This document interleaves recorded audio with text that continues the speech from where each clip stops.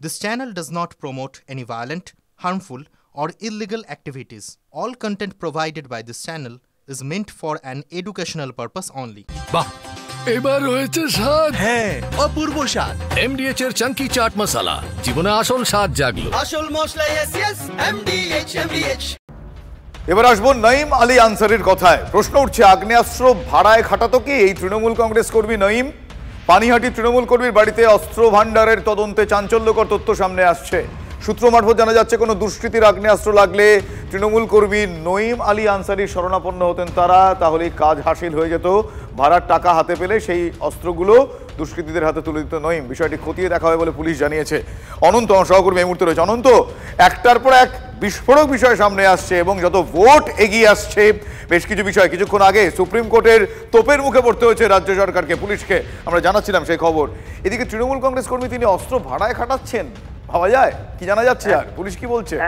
একদমই, আমরা যেটা পুলিশ সূত্রে খবর পেলাম যে ভাড়ায় অস্ত্র খাটানো হতো, কিন্তু এই ভাড়ায় অস্ত্র কাদের কাছে খাটাতো? ঠিক একই বিয়ে বাড়ির চেয়ার টেবিল লেগেছে ভাড়ায় খাটবে, অস্ত্র ভাড়ায় খাটছে। কত বড় ঘটনায় পুলিশ তদন্তে নেমেছে।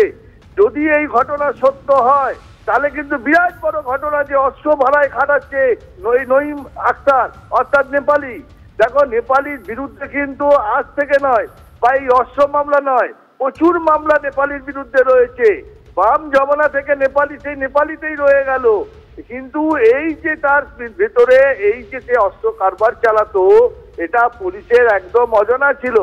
পুলিশ কামারহাটি থানার পুলিশ গোপন সূত্রে খবর পায়, তারপরে খড়দা থানার পুলিশকে জানায়। খড়দা থানার পুলিশ এবং কামারহাটি পুলিশ একসাথে তারা অভিযান চালিয়ে এই অস্ত্র উদ্ধার করে। এখন তদন্তকারী অফিসার অনন্ত, এক্ষেত্রে আমি আরো একটা প্রশ্ন না করে থাকতে পারছি না। এই যে সাম্প্রতিক বেশ কিছু ঘটনায় পুলিশের ভূমিকা নিয়ে যখন প্রশ্ন উঠছে, তুমি বলো, এক্ষেত্রে তারা অভিযোগ করছেন যে বাম জমানা থেকে নাকি এই নেপালি, যার ওরফে যার ডাকনাম নেপালি, সে এই কাজ চালিয়ে যাচ্ছে, পুলিশ জানতেই পারছে না, তারপর গোপন অভিযান চালিয়ে এতদিন পরে জানতে পারে। সত্যিই কি এতটাই ইনএফিশিয়েন্ট পুলিশ, নাকি কোনো অজ্ঞাত কারণে তারা জানার ইচ্ছা থেকে একটু দূরে দূরে দূরে দূরে থাকে? দেখো, পুলিশ এই যে ভ্যাবাচাকা খেয়ে গেছে পুলিশ এই যে ঘটনা সামনে আসার পর। দেখো, এটা কিন্তু পুলিশের যে সোর্স, যে আগে যে সোর্স ছিল কোথায় অস্ত্র আছে কি আছে, সেই সোর্স কি পুলিশ মেনটেন করছে না? প্রশ্ন উঠে আসছে যে পুলিশ কি তাহলে আগে যেরকম সোর্স, কোথায় অস্ত্র আছে, কে অস্ত্র আনছে, কে অস্ত্র রাখছে, কেন অস্ত্র রাখছে, এই যে সোর্স, এই সোর্সে কি কোনো ঘাটতি দেখা গেল? নাহলে এরা এরকম রমরমিয়ে যদি এরকম অস্ত্র রাখে আর এই অস্ত্র যদি ভাড়া খাটাতে থাকে, তাহলে তো সমস্যা আরো বেশি, আরো আতঙ্ক, আরো নিরাপত্তাহীনতায় বুঝবে এলাকার লোক। এলাকায় আমরা গিয়ে যা দেখছি। ধন্যবাদ অনন্ত, ধন্যবাদ। আমার সহকর্মী অনন্তর সঙ্গে কথা বলছিলাম এবং এই মুহূর্তে নঈমের বিরুদ্ধে, নঈম অস্ত্র রেখে দিত, কেন রাখতো সেটা আপনারা শুনলেন। খড়দা, সেখানেও অস্ত্র উদ্ধার। অভিযুক্ত নঈমের সঙ্গে নাম জড়িয়েছে পানিহাটির তৃণমূল বিধায়ক নির্মল ঘোষের। ভাবুন একবার যোগাযোগটা কোথায়। বিধায়কের সঙ্গে নঈমের ছবি পোস্ট করেছেন বিরোধী দলনেতা শুভেন্দু অধিকারী। অস্ত্র কারবারি নঈম বিধায়ক নির্মল ঘোষের ঘনিষ্ঠ, দাবি শুভেন্দুর।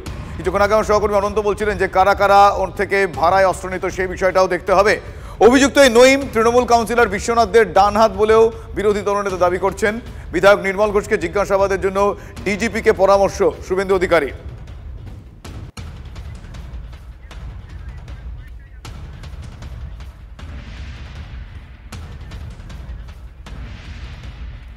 অন্যদিকে যাদবপুর বিশ্ববিদ্যালয়ের ইঞ্জিনিয়ারিং পড়ুয়াদের ইউনিয়ন রুম যেখানে রয়েছে, সেই ইউনিয়ন রুমে ভাঙচুর করা হয়। ভেঙে দেওয়া হয়েছে ক্যারম বোর্ড, টেবিল টেনিসের বোর্ড, রাস্তায় ফেলে দেওয়া হয়েছে ফ্যান। গভীর রাতে হামলা চালানো হয়েছে বলে সূত্রের খবর। নিরাপত্তা রক্ষীরাই বিষয়টি বিশ্ববিদ্যালয় কর্তৃপক্ষকে জানিয়েছে, যদিও কে বা কারা এই হামলা চালিয়েছে এখনো স্পষ্ট নয়। কি কারণে এই হামলা এখনো স্পষ্ট নয়। কমিটি গঠন করে বিষয়টি খতিয়ে দেখছে বিশ্ববিদ্যালয় কর্তৃপক্ষ। যাদবপুর বিশ্ববিদ্যালয়ের ইঞ্জিনিয়ারিংয়ের যে ইউনিয়ন রুম, গতকাল রাত্রিবেলা সেখানে ভাঙচুর চলে। আমরা যদি দেখি, চারদিকে ক্যারাম বোর্ড ভেঙে রয়েছে, টেবিল উল্টে পড়ে রয়েছে, চেয়ার ভাঙচুর করা হয়েছে। তার সঙ্গে সঙ্গে গোটা ইউনিয়ন রুমে কার্যত ধ্বংসলীলা চলেছে। আলমারি উল্টে ফেলে দেওয়া হয়েছে, টেবিল যা ছিল সব ফেলে দেওয়া হয়েছে, ফ্যান পড়ে রয়েছে ইউনিয়ন রুম থেকে অনেক দূরে রাস্তায়।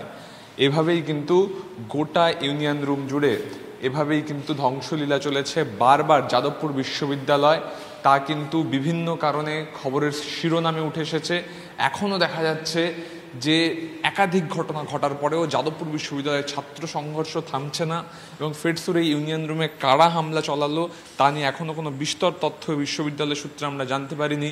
তবে নিশ্চিতভাবে বিশ্ববিদ্যালয়ে তদন্ত করবে, কিন্তু গোটা বিশ্ববিদ্যালয়ের মধ্যে এই ফেডসু অর্থাৎ ইঞ্জিনিয়ারিংয়ের ছাত্রদের যে ইউনিয়ন রুম তার মধ্যে গতকাল রাতে ধ্বংসলীলা চলেছে। ক্যামেরায় সূর্যেন্দুর সঙ্গে সুমন, টিভি 9 বাংলা, যাদবপুর, কলকাতা।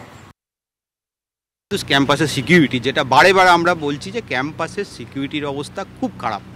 সমস্যা হয়, আপনারা জানেন যে বাইরের লোক এসে মদ খায় বা অনেক সময় কিছু ভেতরেরও কেউ থাকেন। আমরা সেটা বারে বারে বলেছি এবং বারে বারে সিকিউরিটির দাবি জানিয়েছি। অথরিটিকে বললে তারা বলেছে আমাদের টাকা নেই। সত্যি বিশ্ববিদ্যালয়ের আপনারা জানেন আর্থিক পরিস্থিতি খুব খারাপ, সেখানে দাঁড়িয়ে মেনটেন্যান্সের টাকায় গভর্নমেন্ট দিচ্ছে না, সেখানে তারা সিকিউরিটি নতুন করে রাখতে পারছে না, যার ফলে সিকিউরিটির অবস্থা খারাপ হচ্ছে। সুতরাং ক্যাম্পাসে পঠন পাঠন গবেষণার পরিবেশ বিঘ্নিত হচ্ছে। প্রবল বৃষ্টি ও ধসে মুছে গিয়েছে রাস্তা, সেতু। ফলে উত্তর সিকিমের লাচেনে আটকে পড়া পর্যটকদের উদ্ধারে একমাত্র ভরসা ছিল এয়ারলিফট, কিন্তু খারাপ আবহাওয়ার কারণে সেই চেষ্টাও এই মুহূর্তে বিফলে গিয়েছে। লাচেনে নামতেই পারল না উদ্ধারকারী কপ্টার, সেখানে আটকে রয়েছেন 113 জন পর্যটক। তবে ছাতেন থেকে মঙ্গলবার MI-17 V5 কপ্টারে উদ্ধার করা হয়েছে 34 জনকে, যার মধ্যে 27 জন পর্যটক রয়েছেন। আরে কম দে কিন্তু খাঁটি দে। MDH কাশ্মীরি লাল লঙ্কার গুঁড়ো।